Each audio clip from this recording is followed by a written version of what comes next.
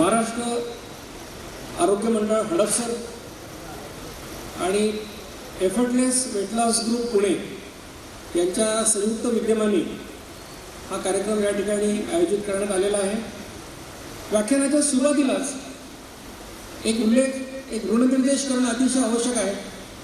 मी जे आपल्याला काही सांगणार आहे हे मी निर्माण केलेलं ज्ञान नाही। डॉक्टर श्रीकांत जिचकार हे नाव महाराष्ट्रात कोणाला सांगण्याची आवश्यकता नाही।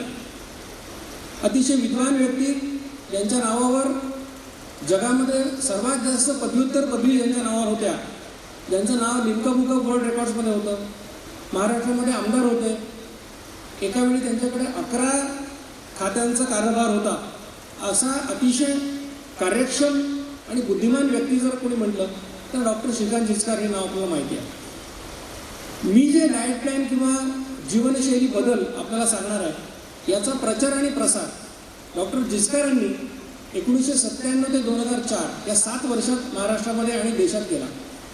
आणि मी जे तुम्हाला सांगणार आहे त्याची सगळी सुरुवात ही डॉक्टर जिचकारांपासून झालेली आहे। त्यामुळे हे अभियान जे आम्ही सुरू केलं आहे, स्थूलत्व आणि मधुमेह मुक्त भारत अभियान, आणि हे व्याख्यान हे त्यांच्या स्मृतीला आम्ही अर्पण करत आहोत। मला माहिती आहे व्याख्यानाला अनेक बुद्धिमान लोक येतात, त्यामुळे हे सांगणं फार आवश्यक असतं की मी जे बोलतो आहे त्याची जबाबदारी घ्यायला मी तयार आहे। तुम्ही काय समजून घेता त्याची जबाबदारी घेणं मला आत्ता तरी शक्य नाही, कारण 28 वर्ष मी अध्यापनाचं काम करतो। मला माहिती आहे की आम्हाला वाटतं आम्ही खूप काही शिकवलं, तर शिकवणं हा एक भ्रम असतो आणि शिकणं हे एक वास्तव असू शकतं। त्यामुळे माझं जे काम आहे सांगण्याचं ते मी 100% करायला आलेलो आहे, ते मी करणार। पण समजून घेण्याचं तुमचं काम तुम्ही जर केलं तर हे आदान प्रदान 100% यशस्वी होईल। सुरुवातीला काही गोष्टी सांगणं आवश्यक आहे की मी कोण नाही। मी प्रॅक्टिस करणारा डॉक्टर नाही। मी शासकीय वैद्यकीय महाविद्यालय लातूर या ठिकाणी पूर्ण वेळ प्राध्यापक आणि विभाग प्रमुख म्हणून काम करतो। माझा कुठेही दवाखाना नाही। त्यामुळे जसं डॉक्टर गुजर म्हणाले की व्याख्यानानंतर मला कुठे भेटायचं असं विचारू नका, कारण मी कुठेही भेटत नाही, मी कुठेही प्रॅक्टिस करत नाही। मी डायटिशियन नाही, मी आहार तज्ज्ञ नाही। सध्या या लोकांची खूप चलती आहे। मी असं ऐकलं की काही लोक 80,000 रुपये कन्सल्टेशन घेतात फिल्म स्टारकडून, पण मी डायटिशियन पण नाही आहे। मी डायबेटॉलॉजी सुद्धा नाही आहे, मधुमेह तज्ज्ञ सुद्धा मी नाही। माझा विषय आहे प्रिव्हेंटिव्ह अँड सोशल मेडिसिन, रोगप्रतिबंधक आणि सामाजिक औषध वैद्यकशास्त्र, आणि मी फिटनेसचा एक्सपर्ट पण नाही आहे। माझं कुठे व्यायामशाळा नाही आहे, जिम्नॅशियम नाही आहे। तुम्हाला जर 6 पॅक 8 पॅक डेव्हलप करायचं असेल तर त्याच्याबद्दल काही गायडन्स तुम्हाला मी करू शकत नाही। आता बऱ्याच लोकांना असं वाटलं असेल की वक्त्याची निवड चुकलेली दिसते, कारण वक्ता बोलणारे कशावर, वेट लॉस आणि डायबिटीज प्रिव्हेन्शन, आणि एक्सपर्ट कशातच नाही आहे। कारण आपल्याला एक्सपर्टचं ऐकायची सवय आहे। आमचे सर हे म्हणायचे की स्पेशलायझेशन इतक्या थराला गेलं आहे आता की उद्या चालून असं होईल की डाव्या नागपुडीचा एक डॉक्टर आणि उजव्या नागपुडीचा दुसरा डॉक्टर। तर एक्सपर्टची ऐकायची सवय लागली आहे। पण मी कोण आहे ते पण तुम्हाला सांगतो। एक अभ्यासू डॉक्टर आहे। जेवढ्या डिग्रीज तुम्ही माझ्या स्लाईडवर बघितल्या तेवढ्या सगळ्या मी अभ्यास करून मिळवलेला आहे। एक चिकित्सक वृत्तीचा माणूस आहे। कुठली गोष्ट पुस्तकात दिली आहे, सरांनी सांगितली म्हणून मी मान्य नाही केली। जोपर्यंत मला पटलं नाही तोपर्यंत मी ते मान्य नाही केलं। आणि माझा जो विषय आहे तो असा आहे की आजारी पडल्यानंतर लोकांना बरं करण्यापेक्षा ते आजारीच कसे पडणार नाहीत यासाठी काय करता येईल हा माझा विषय आहे। मी एक प्रामाणिक संशोधक आहे। म्हणजे जर एखाद्या गणिताचं उत्तर मला संशोधनाने 18 मिळालं तर मी तुम्हाला 17 पण सांगणार नाही आणि 19 पण सांगणार नाही। जे वस्तुस्थिती आहे तीच तुम्हाला मी तुमच्यासमोर मांडणार आहे। कारण संशोधन जर अप्रामाणिक असेल तर त्याचा समाजावर दुष्परिणाम होतो। एक चांगलं उदाहरण आपल्याला माहिती आहे की मागे एक संशोधन प्रसिद्ध झालं की वाईन पिल्यामुळे हार्ट अटॅक कमी होतात। खूप लोकांनी ऐकलं असेल, वाचलं असेल। त्याचा परिणाम असा झाला की गुपचूप पिणारे लोक उघडपणे प्यायला लागले। जे लोक एकच पेक पीत होते ते 2 पेक प्यायला लागले। त्यामुळे आता काय संशोधनात सिद्ध झालं। नंतर असं कळलं की वाईन कंपन्यांनी त्या संशोधकाला पैसे दिले होते की तुम्ही असं काहीतरी करा म्हणजे आमचा वाईनचा खप वाढेल। म्हणून संशोधन प्रामाणिक असणं अतिशय आवश्यक आहे। आणि गेल्या 28 वर्ष मी समाजामध्ये आरोग्याविषयीची जाणीव निर्माण व्हावी आणि वैद्यकीय विद्यार्थ्यांमध्ये समाजाविषयीची जाणीव निर्माण व्हावी यासाठी प्रयत्नपूर्वक कार्य करतो आहे।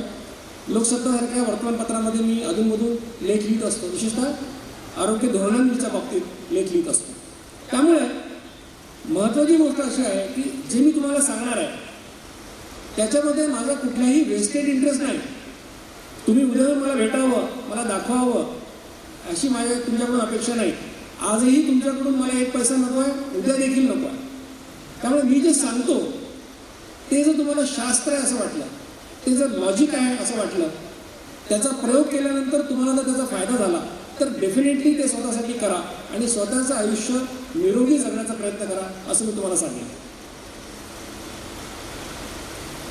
ही माहिती जी आहे, मी प्राध्यापक माणूस आहे, तुम्ही मला कुठलाही विषय दिला आणि सांगितलं की या विषयावर व्याख्यान द्या, तर मी म्हणेन ठीक आहे, मला 8 दिवस द्या आणि 2 पुस्तकं द्या, मी अभ्यास करतो आणि व्याख्यान देतो। पण अभ्यास करणं, वाचणं आणि भाषण करणं हा माझा व्यवसायाचा भाग आहे। पण हे व्याख्यान म्हणजे इतर व्याख्यानांपेक्षा वेगळं आहे। हे फक्त पुस्तकातली माहिती नाही, ही IQ माहिती नाही आहे। मग काय, गेली 6 वर्ष जे प्रयोग मी स्वतःवर केले, मित्रमंडळींवर केले, ओळखीच्यांवर केले, त्यातून जे ज्ञान मला मिळालं ते ज्ञान तुम्हाला मी या व्याख्यानातून सांगणार आहे। म्हणून तुम्हाला माझी विनंती अशी आहे की नुसतं व्याख्यान ऐकून सोडून देऊ नका। हे असं ऐका की हे तुम्हाला इतरांना सांगता आलं पाहिजे। कारण इथे 2,000 लोक आले असतील, 2,500। पुण्याची लोकसंख्या कितीतरी लाखांमध्ये आहे, खूप लोकांना येता आलेलं नाही। तरी आपण आता फेसबुक लाईव्हवर पुढारीतर्फे हे बऱ्याच ठिकाणी लोक बघतायत। पण तरी देखील जर आपल्याला 130 कोटी लोकांपर्यंत जायचं असेल तर आपल्या सगळ्यांना आपापली भूमिका ही पार पाडावी लागणार आहे। ती भूमिका काय की हे समजून घ्या, स्वतःच्या आयुष्यामध्ये त्याचा अंगीकार करा आणि फायदा झाला तर इतरांना सांगा। ही त्या ठिकाणी तुम्हाला मी विनंती करतो। मी सांगतो की माझ्यावर विश्वास ठेवू नका, स्वतःवर विश्वास ठेवा। मी देखील कोणावर विश्वास ठेवला नाही। मी जे सांगेन त्याचा प्रयोग स्वतःवर करा। फक्त 3 महिने, 90 दिवस झाले की 91वा दिवस करू नका।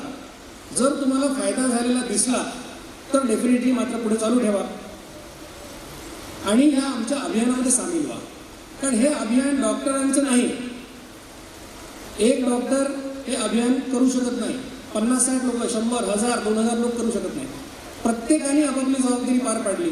तुमच्या कुटुंबामध्ये, तुमच्या मित्रमंडळामध्ये, तुमच्या रोटरी क्लबमध्ये, लायन्स क्लबमध्ये, जिथे कुठे तुम्हाला संधी मिळेल त्या ठिकाणी तुम्ही हा संदेश पोचवला पाहिजे। तरच स्थूलत्व आणि मधुमेहमुक्त भारत अभियानाचं स्वप्न हे पूर्ण होण्याची शक्यता। हे चित्र आपल्याला सगळीकडे दिसतं, यात काही विशेष सांगण्यासारखं नाही की लठ्ठ लोक सगळीकडे आपल्याला दिसतात। मध्यंतरी खूप चर्चा झाली, शनी शिंगणापूरला चौथऱ्यावर महिलांनी चढायचं का नाही चढायचं, हाजी अली दर्ग्यामध्ये जायचं का नाही जायचं। पण हा विषय असा आहे की त्या ठिकाणी स्त्री पुरुष समानता आलेली आहे। स्त्रिया आणि पुरुष सगळ्यांचीच पोटं सुटलेली आहेत आपल्याकडे।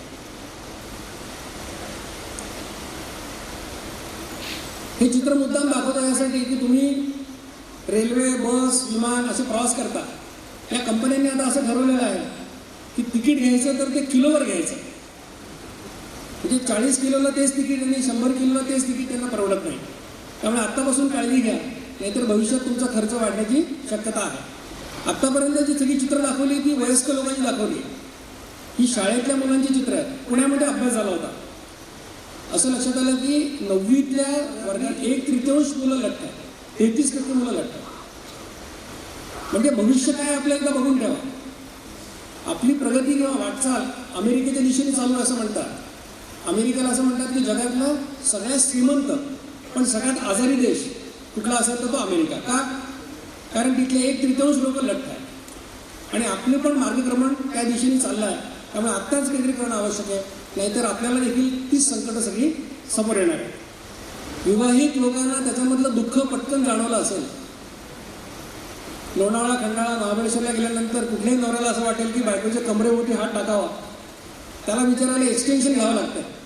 पण जगामध्ये लठ्ठपणा आणि मधुमेह ही समस्या वाढत चाललेली आहे। आता हे आपल्याला आकडेवारीतून सांगण्याची की फारशी आवश्यकता नाही आहे। साधी तुम्हाला एक उदाहरण सांगतो की जेव्हा तुम्ही 25 वर्षापूर्वी एखाद्या लग्नाला जात होतात तेव्हा चहाचं एकच भांडं असायचं। आज तुम्ही लग्नाला गेलात तर 2 भांडी ठेवावं लागतात, एकामध्ये साखरेचा चहा, एकामध्ये बिन साखरेचा चहा।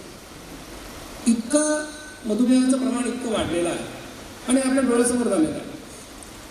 लठ्ठपणा हा स्वतः आजार आहेच, पण लठ्ठपणामुळे इतर अनेक आजार होतात. त्याच्यामध्ये डायबिटीज आहे, हायपरटेन्शन किंवा ब्लड प्रेशर आहे, हृदयविकाराचा झटका येणे, मेंदूमध्ये रक्तस्राव होऊन हातपाय लोळे पडणे, ही सगळ्या गोष्टी लठ्ठपणामुळे होतात. बरं, आणि लठ्ठपणा हा काही असा आजार नाही की जो असाध्य आहे, त्याच्यावर काही उपचार नाही असं नाही आहे. तो सहज तुम्ही वजन कमी करू शकता. सगळ्यात महत्त्वाची गोष्ट, एकही पैसा खर्च न करता, डॉक्टरांकडे न जाता, कुठलंही मशीन विकत न आणता तुम्ही तुमचं वजन कमी करू शकता. असा उपाय मी तुम्हाला सांगणार आहे. असा उपाय सगळ्यांना हवा आहे का? जे लोक आधी टाळ्या वाजवत होते त्यांनी जरा मोठ्यांनी उत्साह दाखवायला हरकत नाही. बरं, सध्या जमाना असा आहे की सेलचा जमाना आहे. मी शर्ट घ्यायला गेला तर ते एकावर एक फ्री असल्याशिवाय आपण घेत नाही. पण आम्ही पण स्कीम आणलेली आहे की एकावर एक फ्री आहे. एकच डाएट प्लॅन करायचा, ज्याच्यामुळे वजनही कमी होणार आहे आणि डायबिटीज पण प्रिव्हेंट होणार आहे. असा उपाय सगळ्यांना नक्कीच हवा. पुढे आकडेवारी सांगतो. 75 मध्ये जगात 10.5 कोटी लोक लठ्ठ होते. 2014 मध्ये ही संख्या 6 पट वाढली आणि 64 कोटी झाली. भारतामध्ये 98 लाख पुरुष आणि 2 कोटी स्त्रिया लठ्ठ आहेत. 1975 मध्ये आपला लठ्ठपणामधला नंबर 19वा होता. तो आता पुरुषांमध्ये 5वा आणि महिलांमध्ये 3रा आलेला आहे. म्हणजे आपण खूप मोठी प्रगती केलेली आहे. 2015 मध्ये जगामध्ये 41.5 कोटी लोकांना डायबिटीस झाला होता. भारतामध्ये हे प्रमाण 20 वर्षापेक्षा जास्त वयाच्या लोकांमध्ये 8.7%. म्हणजे सांगायचं झालं तर 1000 लोकांमध्ये 87 लोकांना डायबिटीस झालेला आहे, अशी परिस्थिती आहे. आता इथे जेवढे लोक आलेले आहेत व्याख्यानाला, त्याच्यापैकी किती लोकांना डायबिटीस आहे त्यांनी हात वर करावा. या ठिकाणी कमीत कमी 30% लोक असे की त्यांना डायबिटीस झालेला आहे. स्वाभाविक आहे, कारण अशा व्याख्यानाला डायबिटीस झालेले लोक जास्त प्रमाणामध्ये येणारच. पण सर्वसामान्यपणे हा 8.5-9% प्रिव्हॅलन्स आहे. तो आता आपल्या इथे 30% दिसतोय. डायबिटीसचं एक वैशिष्ट्य असं आहे की त्याला आम्ही सायलेंट किलर असं म्हणतो. डायबिटीस आणि हायपरटेन्शन याला सायलेंट किलर असं म्हणतात. का? कारण त्याची लक्षणं तुम्हाला दिसत नाही. बऱ्याच लोकांना वाटतं की माझी शुगर वाढली म्हणजे मला काहीतरी अमुक त्रास होईल, तमुक त्रास होईल. बऱ्याच लोकांना कॅटरॅक्टचं ऑपरेशन करायला गेल्यानंतर कळतं की शुगर 450 झालेली आहे. त्यामुळे त्याला सायलेंट किलर असं म्हणतो. बऱ्याच लोकांना माहितीच नसते की आपल्याला डायबिटीस आहे. एक आता महत्त्वाची सूचना की 2 प्रकारच्या लोकांसाठी हे व्याख्यान उपयोगाचं नाही. एक म्हणजे ज्यांचं वय 18पेक्षा कमी आहे. अशी काही मुलं मला इकडे तिकडे दिसतात फिरताना. पण सर्वसामान्यपणे सगळे 18 वर्षापेक्षा पुढचे लोक आहेत, त्यांना फायदा होईल. आणि दुसरा पण एक प्रकार आहे ज्याचा उपयोग होत नाही, पण ते आत्ता सांगायची आवश्यकता नाही. तुम्ही जर मला व्याख्यानाच्या नंतर विचारलं की सर दुसरा प्रकार कुठला, तर मी तुम्हाला सांगेन. आता लठ्ठ कोणाला म्हणायचा हा मोठा प्रश्न. कोणाचंही पोट सुटलेल्या माणसाला तुम्ही म्हणा, अरे तुझं पोट सुटलंय, तो काय म्हणतो, मी खात्यापित्या घरचा आहे. आपल्याकडे खात्यापित्या घरचा असणं म्हणजे काय, पोट सुटलेलं असणं. तर एक तुम्हाला सोपा फॉर्म्युला सांगतो, याच्यामुळे तुम्हाला कळेल की तुम्ही लठ्ठ आहात की नाही आहात. हा फॉर्म्युला साधा सोपा आहे. सेंटीमीटर मधल्या तुमच्या उंचीमधून 100 वजा करा. जेवढं उत्तर येईल ते तुमच्या किलोग्रॅममध्ये जास्तीत जास्त वजन असायला पाहिजे. म्हणजे काय, तुमची उंची समजा 5 फूट आहे, 150 सेंटीमीटर आहे. 150 वजा 100 उरले 50. तुमचं जास्तीत जास्त वजन 50 किलो असायला पाहिजे, कमीच असायला पाहिजे, जास्त नाही. तुमची उंची 6 फूट आहे सध्या, म्हणजे 180 सेंटीमीटर आहे. त्यातून 100 वजा करा. याचा अर्थ तुमचं वजन 80 किलो जास्तीत जास्त असायला पाहिजे. 80 पेक्षा जास्त असेल तुम्ही लठ्ठ आहात. आता एक गृहपाठ तुम्हाला दिला पहिल्यांदा. अध्यापकांना सवय असते होमवर्क देण्याची. तर पहिला होमवर्क काय की आपलं सेंटीमीटरमधली उंची त्यातून 100 वजा करा आणि आपलं वजन किती आहे तेवढं एकदा बघा. काय लक्षात येईल तुमच्या की अपेक्षित वजन आहे 60 किलो, सध्या आहे 75 किलो. असू द्या, एवढं तर कळलं की 15 किलो जास्त आहे, एवढं तर कळलं 12 किलो जास्त आहे, 15 किलो जास्त आहे, जे असेल ते. आपलं वजन जास्त आहे हे मान्य करणं ही वजन कमी करण्याच्या प्रवासातला पहिला टप्पा आहे, लक्षात ठेवा. जोपर्यंत तुम्ही मान्य करत नाही वजन जास्त आहे तोपर्यंत कमी करायचा प्रयत्नही करणार नाही. तर पहिल्यांदा हे काम करायचं की आपलं वजन किती पाहिजे ते बघायचं. लठ्ठपणाची एवढी काळजी का करायची? कारण हे लठ्ठपणामुळे अनेक आजार होतात. मेंदूमध्ये रक्तस्राव होऊन हातपाय लोळे पडणे. रक्तदाब आणि लठ्ठपणाचा जवळचा संबंध आहे. तुमचं वजन 1 किलो वाढलं की तुमचं सिस्टोलिक ब्लड प्रेशर वाढतं. 2 मिलीमीटर वाढत जातं प्रत्येक किलोला. याचा चांगला अर्थ काय आहे की जर एखाद्या 100 किलोच्या माणसाने 25 किलो वजन कमी केलं तर त्याची ब्लड प्रेशरची गोळी ही बंद होऊ शकते, हे लक्षात ठेवा. रक्तातली चरबी, कोलेस्ट्रॉल वाढणं, लठ्ठ लोकांना मोतीबिंदू विकारांपेक्षा लवकर होतात. यकृताचे आजार, त्याला मी फॅटी लिव्हर म्हणतो, की यकृतामध्ये फॅट डिपॉझिशन होतं. पित्ताशयामध्ये खडे होतात, ते लठ्ठ लोकांमध्ये जास्त प्रमाणात होतात. सांधे दुखतात, साहजिकच आहे. निसर्गाने तुमचं शरीरचं 70 किलो वजन, ते गुडघे 70 किलो वजनासाठी तयार केले असतील आणि त्याच्यावर तुम्ही 120 किलो वजन टाकलं तर ते गुडघे दुखणारच आहे. श्वास घ्यायला त्रास होतो. काही लोकांचा रात्री झोपेमध्ये श्वास बंद पडतो, त्याला आम्ही स्लीप ॲपनिया असं म्हणतो. काही कॅन्सर होतात लठ्ठपणामुळे. आणि ज्या महिलांमध्ये गर्भधारणा होत नाही त्याचं एक महत्त्वाचं कारण असतं की त्यांची मासिक पाळी अनियमित असते. आणि जेव्हा त्या गायनेकॉलॉजिस्टकडे जातात तेव्हा त्यांना ते डॉक्टर सांगतात की पहिल्यांदा 10 किलो वजन कमी करा. वजन कमी केलं की तुमची मासिक पाळी नियमित होईल, मग तुम्हाला गर्भधारणा होऊ शकेल. म्हणजे एवढ्या सगळ्या समस्या या कशामुळे येतात? लठ्ठपणामुळे येतात. म्हणून लठ्ठपणाची चिंता करण्याची आवश्यकता आहे. 2 चित्र तुम्हाला दाखवले आहेत. एक आहे सफरचंद, एक आहे नासपाती. हा हार्ड पेअर म्हणतो आपण. लठ्ठपणा 2 प्रकारचा असतो. एकाला आम्ही म्हणतो सफरचंदासारखा लठ्ठपणा. सफरचंद कसं असतं? मध्यभागी फुगीर असतं, वर बारीक खाली बारीक, म्हणजे पोट सुटलेलं, वर आणि खाली बारीक. नासपातीसारखा लठ्ठपणा म्हणजे कसा की पोट सुटलेलं नाही पण नितंबाचा भाग, कमरेखालचा भाग मोठा.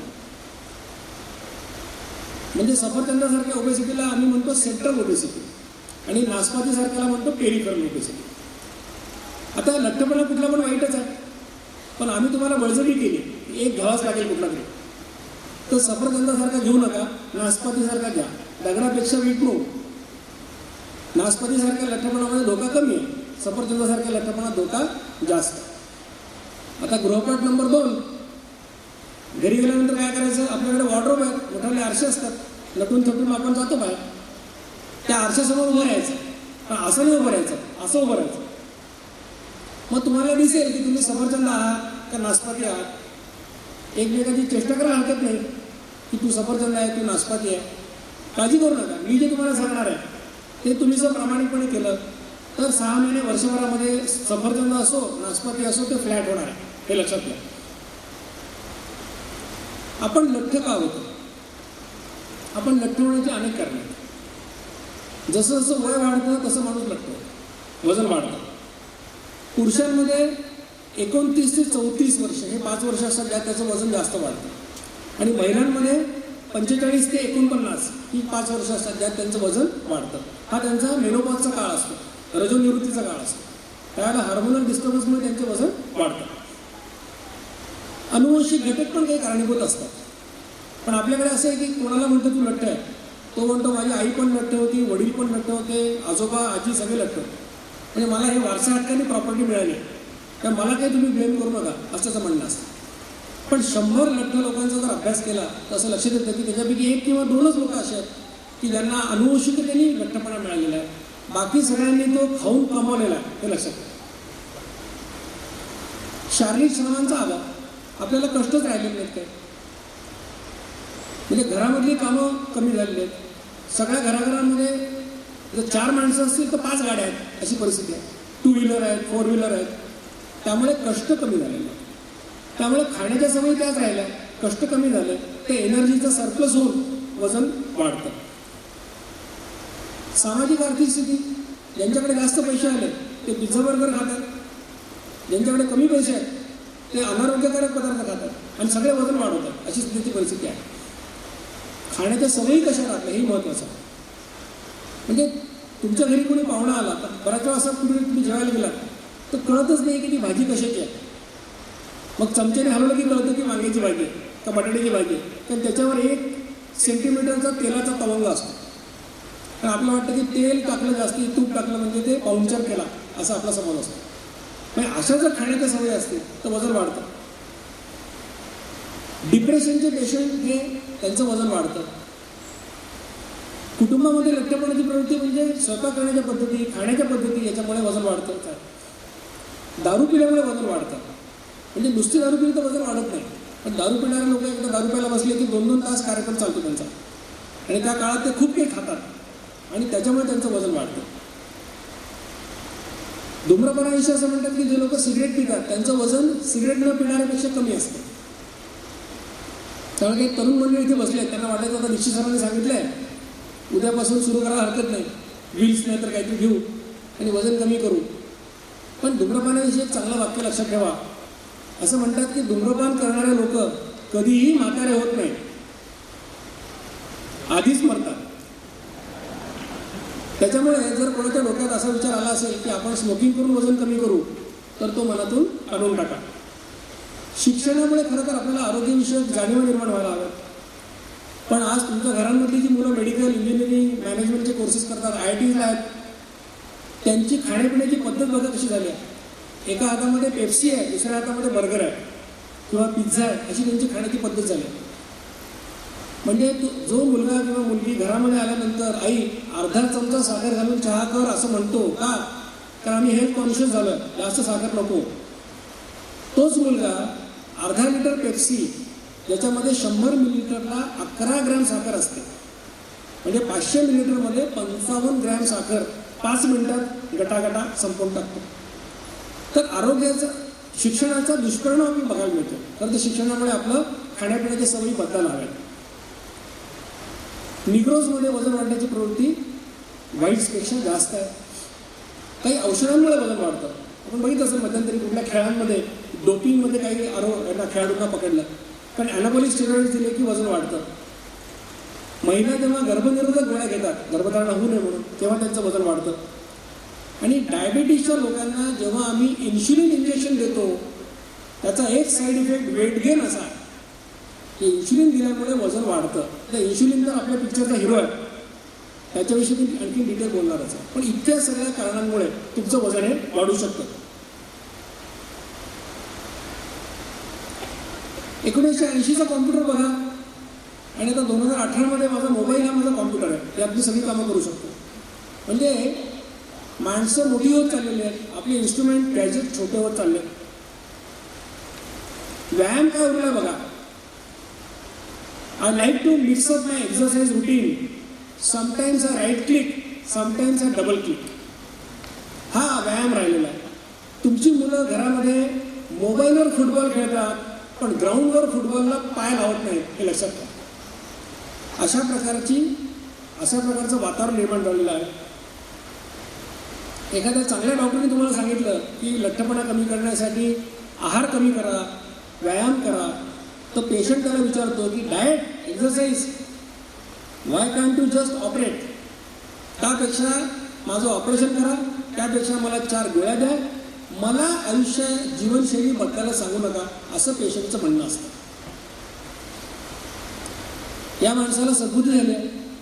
तो म्हणतो की मला टेनिस खेळायला जायचं आहे. बायकोला विचारतो माझे बूट कुठे बघितले का, त्याच्या पायाकडे बघा, त्यांनी बूट घातलेले आहे, पण ते पोटामुळे त्याला दिसत नाही आपण बूट घातले की नाही. आता असे लोक मी भारतातही पाहिलेले आहेत. काही लोकांना मी बफेमध्ये पोटावर ताट ठेवून जेवताना बघितलेलं आहे. त्यांना काही वेगळं काही टेबल घ्यायची गरज पडत नाही. पण मुद्दाम मी चित्र ही दुसऱ्या देशातली घेतो, कारण आजकाल भावना फार लवकर दुखावतात. कुणी म्हणायचं सारसबागेत दिसला होता आणि उगीच भावनाकडे दुखायला नको. पण अशा प्रकारचं दृश्य आपल्याला दिसतं. त्याच्यामध्ये डाएट सोडा अशी फॅट निर्माण झाली, 0 कॅलरीज. आता हा माणूस असं म्हणतोय की आता मला डाएट सोडा पाहिजे. त्याच्या तब्येतीकडे बघितलं की तुमच्या लक्षात येईल की यांनी हॉटेलमध्ये मिळणारे सगळे पदार्थ खाल्लेले आहेत आणि त्याला आता डाएट सोडा पण पाहिजे. मी तुम्हाला अनेक कारणं सांगितली की लठ्ठपणा कशामुळे होतो, पण खरं कारण काय आहे, तुम्ही आवश्यकतेपेक्षा जास्त खाता, शारीरिक श्रम करत नाही, त्यामुळे अतिरिक्त ऊर्जा शरीरामध्ये चरबीच्या रूपात साठवली जाते आणि तुमचं पोट सुटतं, तुम्ही लठ्ठ होता. इतकं साधं सोपं आहे, सगळं गणित आहे. पण हे आपल्याला पटून घ्यायची इच्छा नाही बऱ्याच लोकांना. जे लोक अनुवंशिकतेला ब्लेम करतात त्यांच्यासाठी हे वाक्य आहे. की obesity doesn't run in family. The main problem is nobody runs in the family. पळायला सुरुवात करा, आपोआप तुमचं वजन कमी होईल.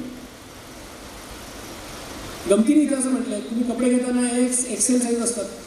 According to the test your obesity is genetic. Most people have XY chromosome, yours are XL. आता थोडक्यात तुम्हाला एक गोष्ट सांगतो की या सगळ्या प्रकाराकडे मी कसा वळलो. मी शासकीय वैद्यकीय महाविद्यालयामध्ये अध्यापनाचं काम माझं करत होतो. मग हे वेट लॉस आणि डायबिटीज प्रिव्हेन्शनच्या भानगडीत मी कसं काय पडलो. त्याचं कारण असं झालं की 2012मध्ये माझ्या लक्षात आलं की माझं वजन अपेक्षित वजनापेक्षा 8 किलो जास्त. आणि मग मी असा विचार केला की आपण एवढा अभ्यास करा, इतकी आपल्याला माहिती आहे, आपण एक 5-6 महिन्यामध्ये 8 किलो वजन कमी करू आणि आपलं नॉर्मल वजनावर येऊ. आणि मग मी अनेक प्रयोग स्वतःवर केले. आता मी प्रयोग हा शब्द वापरला. प्रयोग याचा अर्थ काय की जे सांगितले ते तसंच 100% फॉलो करायचं, त्याला प्रयोग म्हणतात. आता आपल्याकडे लोकांना सांगितलं 2 पोळ्या खा, तर तो 4 दिवस 2 पोळ्या खातो. 5व्या दिवशी म्हणतो 2.5 खाल्ली तर काय होणार आहे, 1.5 खाल्ली तर काय होणार आहे. असे लोकांचे प्रयोग कधी पूर्णत्वाला जात नाहीत आणि ते तोंड उघडून कोणाकडे बोलू शकत नाही की प्रयोग सक्सेसफुल झाला का फेल झाला. पण मी का बोलतोय, कारण मी हे सगळे प्रयोग अतिशय प्रामाणिकपणे केले. पहिला प्रयोग केला, आठवड्यातून 1 दिवस उपास, कडक उपास. म्हणजे तुमचा तो आषाढी कार्तिकीचा उपास नाही, त्या उपवासाचं लोक प्लॅनिंग 15 दिवसापासून करत असतात. की सकाळी काय खायचं, खजूर खायचे का राजगिरीची वडी खायची, मग बटाट्याचे काप कधी खायचे. तसा उपवास नाही केला मी. कडक उपवास करायचा, 24 तास काही खायचं नाही, फक्त चहा मात्र प्यायचं. कारण आपल्या सगळ्यांना असं वाटतं की चहा जगातली सगळ्यात निरुपद्रवी गोष्ट कुठली असेल तर ती म्हणजे चहा. 1.5 महिना हा प्रयोग केला. 1.5 महिन्यानंतर वजन केलं. असं लक्षात आलं की माझं वजन 2 किलो वाढलेलं आहे. मला आश्चर्य वाटलं की उपवास करून वजन कसं काय वाढलं. मग मी जेव्हा वाचलं काय लागलं, त्याला स्टार्वेशन सिग्नल नावाची कल्पना आहे. म्हणजे काय, तुमच्या मेंदूला जर असं वाटलं की आज आत्ता खायला मिळालं पण उद्याचा काही भरोसा नाही, तर मेंदू एनर्जी साठवून ठेवतो चरबीच्या रूपात आणि तुमचं पोट सुटतं. विशेषतः जे लोक अडमधडून उपास करतात, आज सोमवार, उद्या चतुर्थी, परवा काहीतरी, त्या तुमच्या ओळखीच्या सगळ्या लोकांची पोटं एक जात सुटलेली आहेत, लक्षात ठेवा. त्याचं कारण हे स्टार्वेशन सिग्नल. त्यामुळे हा प्रयोग फसला. 1.5 महिन्याने बंद केला. मग दुसरा प्रयोग सुरू केला, रात्री फक्त फळं खायचं. दिवसभर काय हवं ते खायचं, रात्री फक्त फळं खायचं. त्याचा फायदा असा झाला की पोट साफ व्हायचं सकाळी, कारण फळामध्ये फायबर असतं. पण वजनावर काही त्याचा परिणाम झाला नाही, म्हणून 1.5 महिन्याने तो प्रयोग बंद केला. मग मला एकाने सांगितलं की एक दिवशी फळं खा, दुसऱ्या दिवशी उपाशी राहा, तिसऱ्या दिवशी फक्त रस, आणि असं 3-3 दिवसाचं करत राहायचं. तेही केलं मी. गाजर खावंसं वाटलं, मिक्सरमध्ये टाकायचं, त्याचा ज्यूस करून प्यायचा. पण हा प्रयोग मला काही जास्त दिवस करता आला नाही, कारण माझं पोट बिघडलं. कारण आपल्या शरीराला कच्चे पदार्थ अशा प्रकारे खायची सवय नसते. आणि तो 8-15 दिवसात हा माझा प्रयोग बंद पडला. नंतर मला ते जनरल मोटर्स डाएट म्हणून मिळालं इंटरनेटवर. किती लोकांना माहिती आहे, तर हातवर करा. अरे बरेच लोक आहेत, समदुःखी खूप लोक आहेत. आता हे डाएट तर खूपच फॅन्सी डाएट आहे. पहिल्या दिवशी भाज्या, दुसऱ्या दिवशी फळं, तिसऱ्या दिवशी काहीतरी, चौथ्या दिवशी भात आणि 6 टोमॅटो, मग एकदा 6 केळी, अर्धा लिटर दूध, आणि शेवटच्या दिवशी एक मोठा बटाटा, त्याच्यावर चीजचा तुकडा आणि एक वाईनचा ग्लास. आता वाईनचा ग्लास कसा करता, कारण अमेरिकन कंपनी, पण तुमचं वजन 4 किलो कमी होणार आहे आठवड्यात, सेलिब्रेट करा. हा प्रयोग सुद्धा मी प्रामाणिकपणे केला आणि खरंच माझं वजन 4 किलो कमी झालं. त्यांनी सांगितले की हा प्रयोग तुम्ही 2-4 दिवस गॅप घेऊन किती वेळा करू शकता. म्हटलं आता 4 किलो कमी झाले, अजून एकदा केलं म्हणजे 4 किलो जाईल, बाकीचं आपल्याला अपेक्षित परिणाम मिळेल. पण असंच काही कारणामुळे मी कुठेतरी बाहेरगावी गेलो होतो, मला काही ते करता आलं नाही. 10-12 दिवसाचा गॅप पडला. मग आता सोमवारपासून चालू करू म्हणून वजन काटा उभा राहिला. वजन पुन्हा रातच्या जागी येऊन जेवढं माझं 8 दिवसात कमी झालं तेवढं पुन्हा 10 दिवसामध्ये जागच्या जागी येऊन पोचलं. ज्यांनी हात वर केला बहुतेक त्यांचा हाच अनुभव आहे मी जे सांगतो. त्याच्यानंतर मग आयुर्वेदिक, होमिओपॅथिक औषधांचं. आता आयुर्वेद आणि होमिओपॅथी या अतिशय चांगल्या पॅथीज आहेत. त्याचा स्वतः मी लाभार्थी आहे. माझ्या घरामध्ये आयुर्वेदिक आणि होमिओपॅथिक डॉक्टर्स आहेत जे तत्वाने त्यांची पॅथीची प्रॅक्टिस करतात. परंतु जे लोक दुकानं टाकून बसले आहेत की अमुक करा म्हणजे तुमचं वजन कमी होईल, या लोकांना आयुर्वेदामध्ये वात पित्त कफ असं तुमचं वर्गीकरण केल्यानंतर तुम्हाला औषध दिलं जातं. होमिओपॅथीमध्ये तर प्रत्येक माणसाला वेगळं औषध दिलं जातं एकाच आजारासाठी सुद्धा.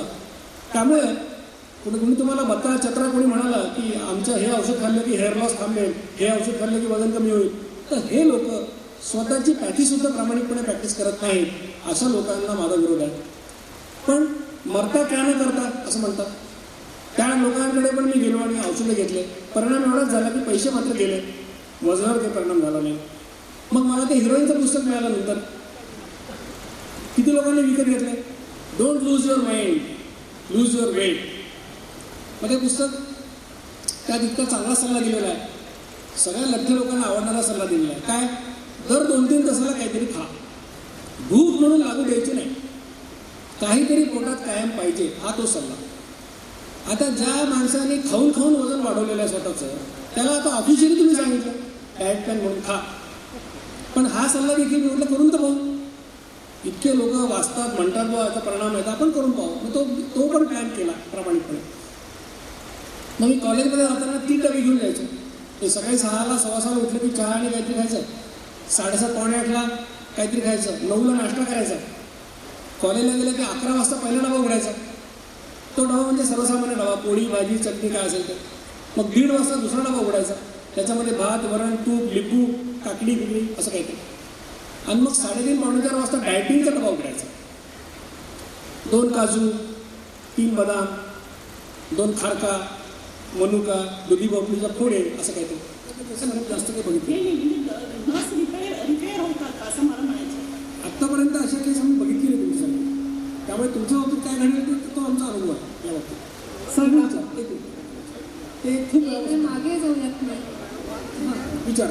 हॅलो, मी 23 जानेवारी ला प्लॅन सुरू केला. त्यावेळी मला फास्टिंग म्हणजे HbA1c 8.7 आणि फास्टिंग इन्सुलिन जवळजवळ 11.7 होतं. नाव काय तुमचं? मुकुंद पाच्छापूरकर. मुकुंद पाच्छापूरकर. तुम्हाला मी प्रत्यक्षात फोन करून पण विचारलं, पण आता लेवल पूर्ण बऱ्यापैकी खाली आली आहे. आता मी 23 या एप्रिलला 3ऱ्या महिन्याचा रिपोर्ट चेक करणार आहे आणि त्यानंतर तुम्हाला रिपोर्ट पाठवतो आहे. दरम्यान मला एकच आत्ता प्रश्न येतोय की माझं वजन त्यावेळी 67 जवळपास किलो होतं, आता झाले 63 किलो. माझ्या हाईटप्रमाणे ते आणखी खाली जाईल का? किती माझी 170 सेंटीमीटर. 170. ते 70मधून 7 वजा करा. हां, 63 पर्यंत चालतं तुम्हाला. म्हणजे त्याच्या खाली खाली जाणार नाही, खाली जाणार नाही. मग तोच प्रश्न आहे मला. जाणार नाही. एकच